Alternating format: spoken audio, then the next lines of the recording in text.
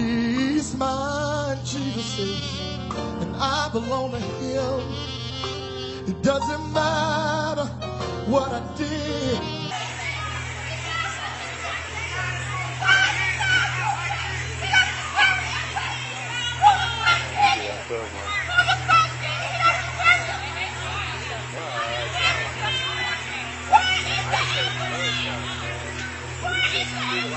You know Ambulance, he gone.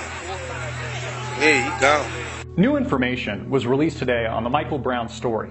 A tragic event and shooting of an 18-year-old man turned into public outcry and racist promotional publicity stunt manufactured by CNN, the most trusted propaganda agent in news. Of course, AMTV has covered this story meticulously, referencing such logical conclusions such as Michael Brown was just a thug, regardless of color, who happened to violently rob a liquor store just moments before his death. Graphic images of the 6'4", 292-pound imposing figure single-handedly manhandling a frightened store clerk, what we call assault, and stealing cigars, a criminal act, moments before his altercation with the police officer, only proving our point. Now, in a scathing autopsy reported by the St. Louis County Medical Examiner, the official conclusion is that, just like we suspected, Michael Brown tried to grab the cop's gun, likely justifying lethal force, moments before his death. This complements initial claims of Josie, who called into a radio show in support of Wilson, a friend of Wilson's significant other, that Michael Brown allegedly bum-rushed Officer Darren Wilson multiple times, punched him in the face, grabbed his gun, and caused it to discharge, and even taunted Wilson, saying, quote, "You're not going to shoot me."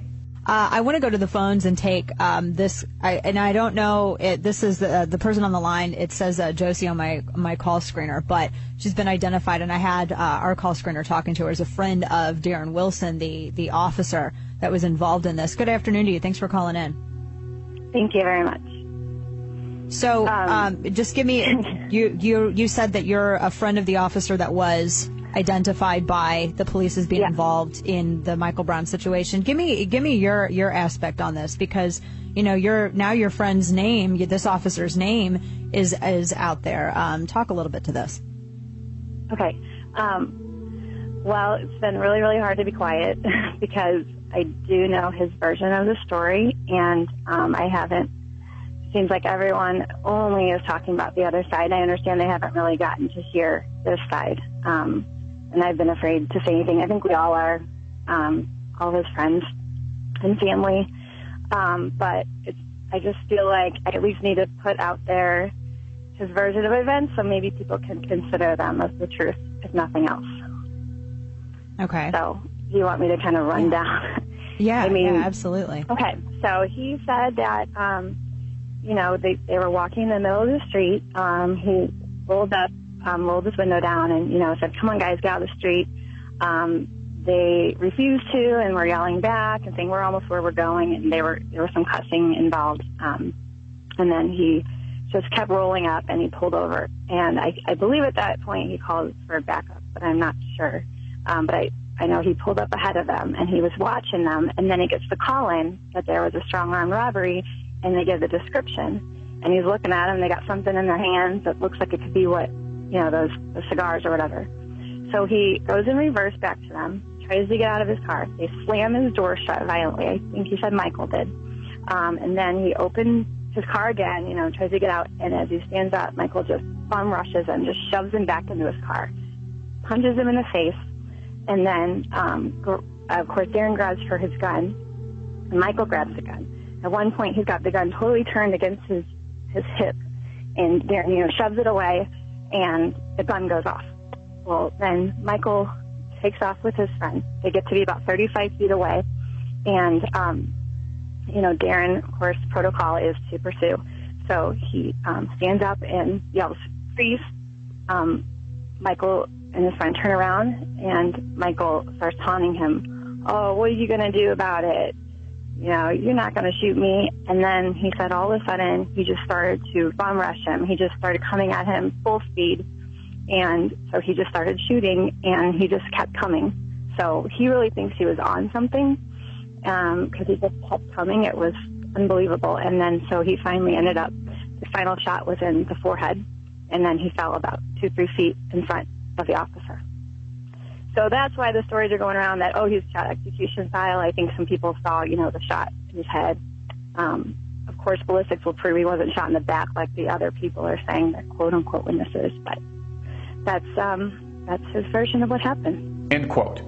According to the Washington Post, things got so bad and the altercation of Brown so violent that Officer Darren Wilson suffered an ocular fracture, broken bones around the eye as a result of the incident. Again, we're not arguing that this is not a tragedy, that excessive police force shouldn't be investigated, or that larger race issues shouldn't be discussed in America, and or that they do not exist. They do. And what is clear is that this is always what the Michael Brown story has been about. It was never about Michael Brown.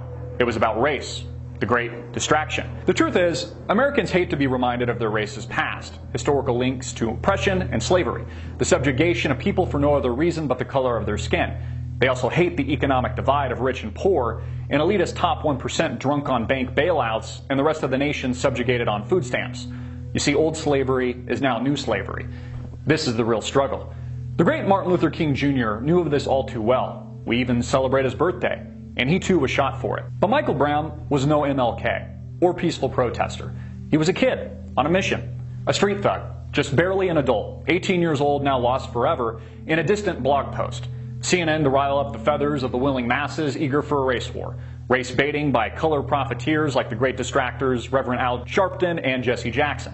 Furthering their cause, not the black man's, clearly against the white man, and in pursuit of their own self-aggrandizement and creating division. Bottom line, according to the official autopsy, the evidence, and analysis by multiple experts, Michael Brown tried to grab Officer Wilson's gun, and he did not have his hands up.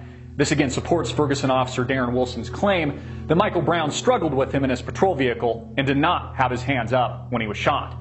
It turns out the hands up, don't shoot chant popularized by Brown supporters and CNN was pure bullshit. The report also indicated that Michael Brown had a close-range wound to his hand and THC was in his system, although it is unknown whether or not he was impaired at the time. The St. Louis medical examiner, Dr. Michael Graham, says the report supports the claim that there was a significant struggle in Wilson's patrol car, and Brown suffered a hand wound at relatively short range. Furthermore, a forensic pathologist from San Francisco, Dr. Judy Melinek, says based on a bullet wound to Brown's arm, Brown's palms could not have been facing Wilson in the standard surrender position, with hands up and palms out when he was shot. And Brown was falling forward or lunging forward when he was hit by the fatal shot to the top of his head. This corroborates testimony from Officer Darren Wilson and, of course, decimates the Brown defense. Wilson testified that he chased Brown, who turned and ran toward him. Wilson said, "Stop." Then he fired. Brown kept coming, so Wilson fired several more shots in self-defense. It sounds like Officer Darren Wilson was doing the right thing all along. Like Trayvon Martin, the iced tea sipping, Skittle munching teen fatally shot by hall monitor wish-a-cop loser George Zimmerman, Brown was no saint. He was a criminal. And that's the ugly truth. As Kareem Abdul-Jabbar pointed out in his timely article coincidentally published in Time magazine, the coming race war won't be about race. What Americans can expect in this country is more division, not less. Thanks to the media, leftist-leaning corporate bought and paid for media dinosaurs like CNN, we can continue to expect a push of this narrative. A familiar one: white devil, black slave, and hope and change, savior, Obama to the rescue. Only problem is, the quote-unquote savior, ironically a puppet to his corporate giant slave masters, himself is helping to propel the hate, the violence, baseless riots, and looting of convenience stores and Walmarts. A black man, the proverbial racist. The mainstream media the messenger, and the masses a willing participant in the popular state of mind. Mass media propaganda to control the people and push an agenda to divide and conquer.